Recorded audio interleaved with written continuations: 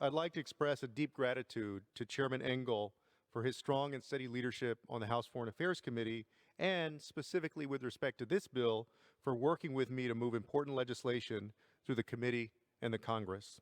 I'd also like to thank Representative Brian Fitzpatrick for working with me on this legislation that enjoys wide bipartisan support in both the House and the Senate. Finally, I'd like to recognize USAID as the country's lead agency to provide humanitarian assistance and lead in international development. The tireless efforts of its staff help millions of vulnerable people every year and advance core United States interests. The Global Child Thrive Act shows that the leadership in Congress is concerned about future generations in developing countries, and we're concerned that they be empowered to survive and succeed. And I would like to speak to the importance of this bill that we're considering here today in the House of Representatives. Over 250 million children worldwide are at risk of stunted growth and damage to their brains due to the long-lasting impacts of poverty, conflict, and displacement. Research indicates that poor health, stress, and lack of learning impairs a child's growth and development with negative lifelong effects. The Global Child Thrive Act is designed to reduce the devastating effects of poverty through early childhood development programming. Early childhood development, or ECD, provides for the care and nurturing that restores a child's prospects for success in the future. ECD interventions build the brain architecture that is necessary for growth through reading, singing, play activities with shape and color, and responsive interaction. The benefits of ECD are particularly critical during this coronavirus pandemic, when children face severe disruptions in development. Hundreds of thousands of children have already lost a family member, and quarantines and school closures have led to isolation and increased child protection concerns. With so much at stake, we need to take action now. This bill is not just my bill or a Democratic bill, but a bipartisan bill that has garnered widespread support because saving children's lives is not a partisan measure, but a human imperative. The Global Child Thrive Act shows that the United States is there for the world's most vulnerable and precious possession, its children. It also shows that we are serious about combating poverty as one of the greatest scourges that afflicts human dignity. This leadership is critical because we, as a nation, need to demonstrate to the world that we're still the North Star of freedom, democracy, and human rights. We need to show that the world can trust and follow our lead in welcoming those seeking refuge and helping marginalized populations around the world who just want the chance not only to survive, but to thrive. I've spoken about the need to build up what I call an infrastructure of diplomacy. The work of USAID in international development and our partnerships with NGOs that implement these programs is an important component of that infrastructure that enables our nation's leadership on the world stage. Foreign affairs issues need the attention of our nation because the truth is, foreign affairs touches all aspects of our lives, including national security, personal health, and access to essential goods. It determines how we trust and look at the goodness of our neighbors, not only across borders, but across our own streets. This is a good measure. It has bipartisan support, and I hope that my colleagues will support it. And at this time, I reserve the balance of my time. Gentleman reserves. The gentleman from Texas is recognized. Thank you, Madam Speaker. I yield myself as much time as I may consume. Gentleman is recognized for such time as he may consume. Thank you, Madam Speaker. I'd like to thank Representative Castro and Representative Fitzpatrick for their leading efforts on the Global Child Thrive Act, which we are considering here today. Although children have not faced as many direct health effects from COVID-19, the follow-on effects of the pandemic endanger the welfare of countless vulnerable children around the world. Over the summer, the UN estimated that an additional 10,000 children are dying every month due to hunger caused by COVID-19. This pandemic is also reversing hard-fought gains we've made in combating other diseases, increasing access to education, and reducing extreme poverty. This legislation supports efforts to integrate early childhood development into existing interventions on nutrition, education, maternal health, water, sanitation, and hygiene.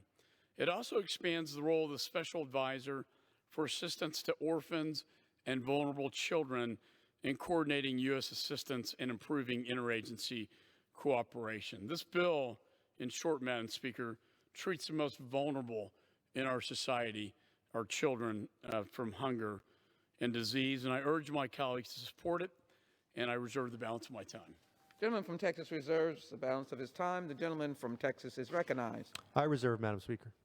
Gentleman reserves. Gentleman from Texas. Madam Speaker, I yield 5 minutes to the author of the bill from Pennsylvania, co-author, I should say, Mr. Fitzpatrick, an esteemed member of the Committee on Foreign Affairs, and again, working with my good friend, Congressman Castro, have brought this measure forward today. Gentleman from Pennsylvania is recognized for 5 minutes. Thank you, Ranking Member McCall, for yielding me time to speak on the Global Child Thrive Act. And Madam Speaker, as a lifelong FBI special agent, one of my greatest concerns has always been the welfare of children. Not just children in the United States, but children across the globe. And last year, as a ranking member indicated, I partnered with my colleague, Congressman Castro, to introduce H.R. 4864, the Global Child Thrive Act. This legislation was written to support young children and their families across the globe. Our bill has wide bipartisan and bicameral support. Our bill passed unanimously out of the House Foreign Affairs Committee in December. We have over 60 bipartisan co-sponsors, and it is also supported by over 50 civil society groups working in child and international development. And I want to particularly thank Catholic Relief Services, whose constituent advocates in my home district have championed these issues. Madam Speaker, the Global Child Thrive Act would update our foreign aid programs to increase their effectiveness and multiply developmental outcomes for young children. Currently, less than 1% of our U.S. budget goes towards international aid programs, so it's critical that those limited dollars do as much good as possible. Today, the need for the enactment of our bill into law is more pressing than ever, as experts agree that the secondary impacts of COVID-19, such as increased food insecurity, malnutrition, and violence, will fall most heavily on vulnerable children.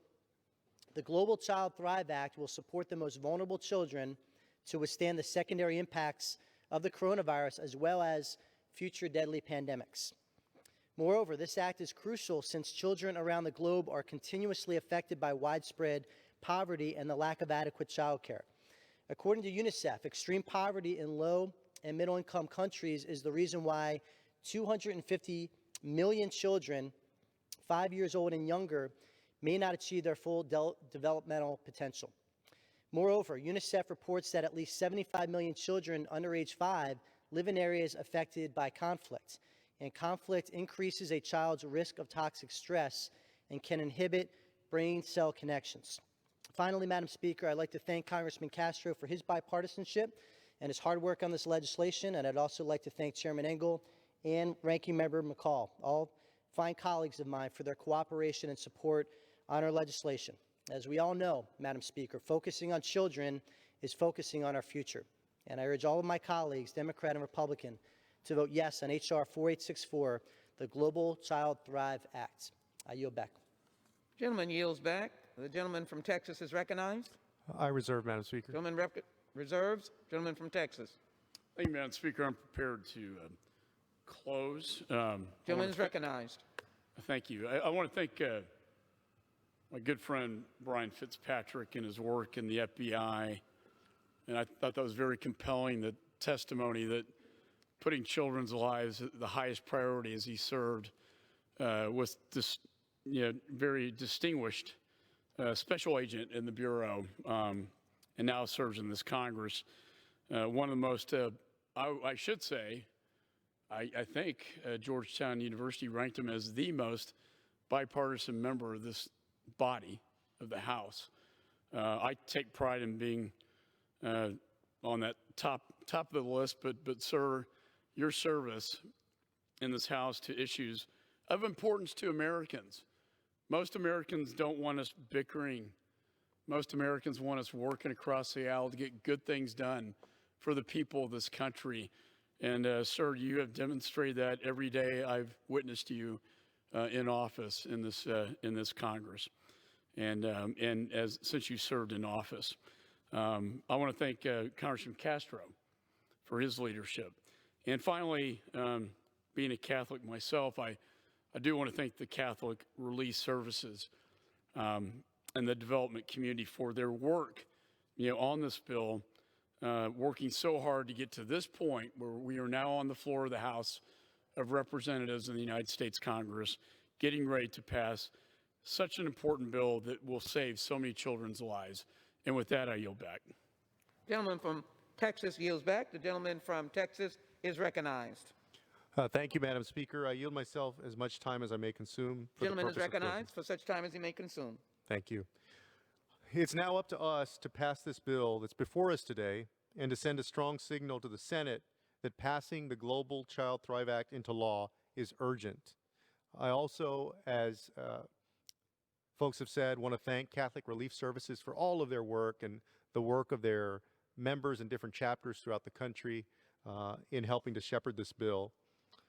As the world toils through a devastating pandemic, now more than ever, we must keep child welfare and the elimination of poverty front and center if we're to lead our country and the world to a stronger, healthier, and more resilient condition.